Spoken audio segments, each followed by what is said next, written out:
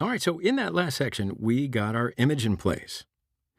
Now we're going to take the comment that we generated right here and copy and paste it down 2 times to put 2 more comments in.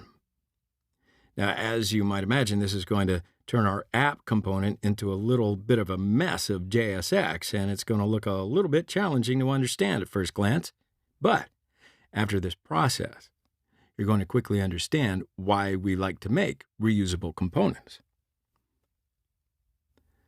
Now, to duplicate this comment, I'm just going to find the div with the class name component right here, and I'm going to highlight everything down to the closing div tag for that comment.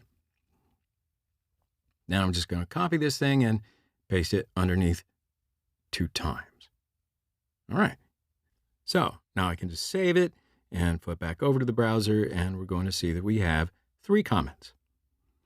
Of course, if we want to, we could go through and change the name and the time and the actual blog content on there as well, but we're going to have to do this in just a moment anyway. So, what if I told you to go and find the second comment and edit the title? Well, you're going to have to scroll through this thing and try to understand what you're looking at. By just duplicating all that JSX inside of a single component, we end up with a little bit of a mess. And it tends to be rather challenging for us to, well, make any updates to the app component.